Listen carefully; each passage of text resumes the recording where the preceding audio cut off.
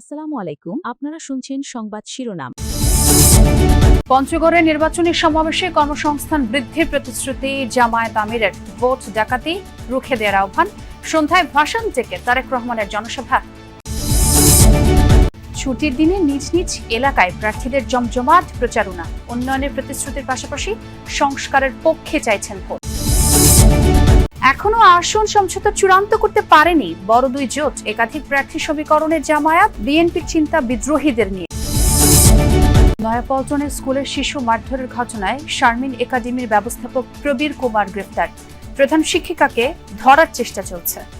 এতক্ষণ শুনছিলেন সংবাদ শিরোনাম, এখন শুনবেন বিস্তারিত। ভোট ডাকাতের চেষ্টা করলে সম্মিলিতভাবে রুখে দিতে হবে। পঞ্চগড়ে জামায়াতের সমাবেশে এই আহ্বান জানালেন দলটির আমির ডাক্তার শফিকুর রহমান।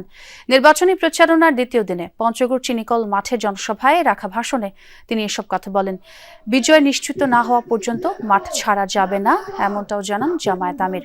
তার দাবি, জামায়াতের কাছে কোনো কার্ড নেই, দেশের মানুষই জামায়াতের কার্ড। বলেন, জনগণের ভালোবাসা নিয়েই দেশকে এগিয়ে নিতে চান। এ সময় তিনি আরো বলেন, দেশের মানুষের কর্মসংস্থানের ব্যবস্থা করে নারী ও পুরুষ সবার হাতকে শক্তিশালী করা হবে। আমৃত্যু দেশের মানুষের পাশে থাকার প্রতিশ্রুতি দেন জামায়াত আমির। তার ভোট কেউ যদি ডাকাতি করে নিতে আসে তাহলে কি করবেন? কি করবেন? রুখে দিতে হবে। যুবকরা, কাজ শেষ হয়নি, কেবল শুরু হয়েছে। এই দেশ থেকে বৈষম্য, অবিচার, দুর্নীতি, চাঁদাবাজি, দখলদারি, স্বৈরতন্ত্র বিদায় নিয়ে ন্যায় এবং ইনসাফ ভিত্তিক আধিপত্যবাদ মুক্ত, দুর্নীতি মুক্ত, দুঃশাসন মুক্ত মানবিক বাংলাদেশ সৃষ্টি না হওয়া পর্যন্ত আমাদের লড়াই অব্যাহত থাকবে।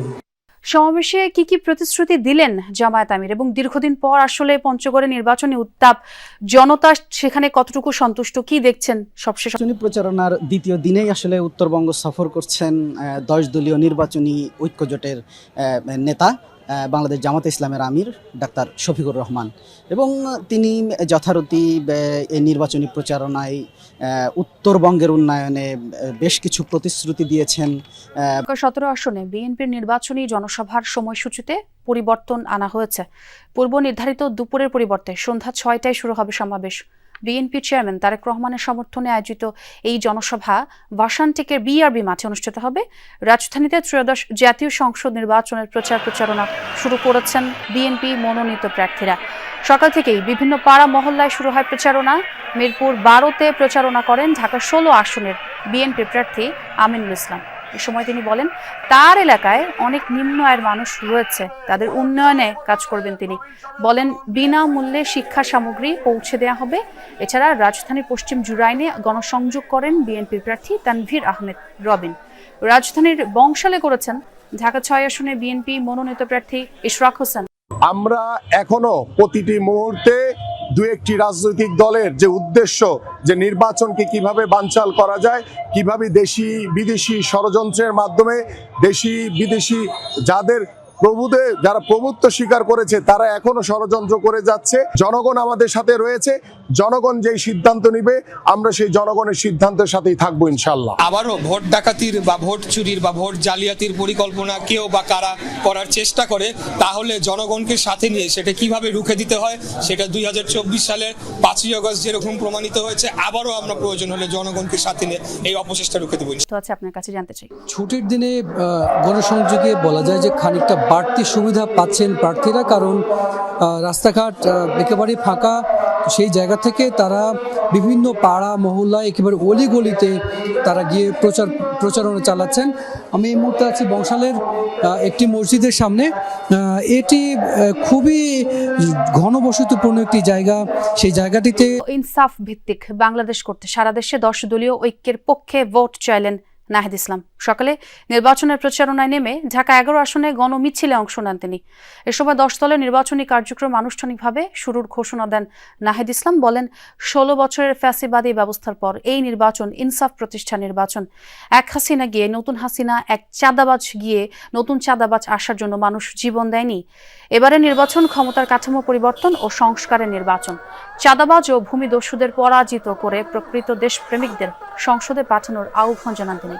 ঢাকা 11-তে গ্যাস বিদ্যুৎ সংকট সেটা দূর করার পাশাপাশি চাঁদাবাজ সম্পূর্ণ নির্মূল করার প্রতিশ্রুতি দেন। গণঅভ্যুত্থান পরে যে নির্বাচন, 16 বছর ফ্যাসিবাদী ব্যবস্থার পরে যে নতুন নির্বাচন, যেই নতুন বন্দোবস্ত প্রতিষ্ঠার জন্য, যেই গণতন্ত্র প্রতিষ্ঠার জন্য, ইনসাফ প্রতিষ্ঠার জন্য এই নির্বাচনকে সফল করতে হলে, এই নির্বাচনের মাধ্যমে বাংলাদেশকে এগিয়ে নিয়ে যেতে হলে 10 দলীয় নির্বাচনী ঐক্যকে বিজয়ী করা ছাড়া কোনো বিকল্প নেই। ইতিমধ্যে দিনাজপুরে জামায়াতে ইসলামীর জনসভা ঘিরে নেতাকর্মীরা জড়ো হতে শুরু করেছেন। পঞ্চগড়ের সমাবেশ শেষে এখানে বক্তব্য রাখবেন দলটির আমির ডক্টর শফিকুর রহমান। সেখানে আমার মানুষের ভিড় কেমন দেখছেন প্রথমত, এবং সার্বিক নিরাপত্তা পরিস্থিতিটা একটু জানতে চাই। ভিড় সেটি হলো যে দিনাজপুরের যে গৌড়ের শহীদ বড় ময়দান, সেখানে যে আয়োজনটি হচ্ছে, সেই আয়োজনে কিন্তু দূর দূরান্ত থেকে মানুষ কিন্তু আসতে শুরু করেছে। যেহেতু এই যে জনসভা 10 দলীয় ঐক্যের যে নির্বাচনী জনসভা, সেখানে যিনি প্রধান অতিথি জামায়াতে ইসলামীর আমির ডাক্তার শফিকুর রহমান, তিনি এখনো আসেননি। তো সেই হিসেবে কিন্তু এখনো লোক কিন্তু আসছেন, এবং আপনি দেখতেই পাচ্ছেন যে এই রাজধানীর নয়াপল্টনের স্কুলে প্লে গ্রুপের শিক্ষার্থীকে মারধরের ঘটনায় গ্রেফতার শারমিন একাডেমির ব্যবস্থাপক পবিত্র কুমার বড়ুয়া। পরিবারের দায়েরকৃত মামলায় তিনি এজাহার নামেও 1 নম্বর আসামি। অপর অভিযুক্ত স্কুলের প্রধান শিক্ষিকা শারমিন জাহানকে ধরতেও পুলিশের অভিযান চলছে। বিশেষজ্ঞরা বলছেন, এমন ঘটনা শৈশব আর শিক্ষা জীবনে ভয়াবহ প্রভাব ফেলে। ছোট্ট অফিস কক্ষ, ভেতরে আটকা কোমলমতি এক শিশু, যাকে নির্মমভাবে মারছে প্রাপ্তবয়স্ক এক পুরুষ। ভয়, আতঙ্ক আর অসহায়ত্ব শিশুটির চোখে স্পষ্ট। পাশে শিশুটির হাত ধরে বসা একজন নারী, যিনি থামান না, বরং পাশবিকতার সহযোগী। ফুটেজের আরেক অংশে তাকেই দেখা যায় শিশুটিকে শাসাতে মারতে। এই ভিডিও প্রকাশ্যে আসতেই দেশ জুড়ে ছড়িয়ে পড়ে তীব্র ক্ষোভ আর ঘৃণা।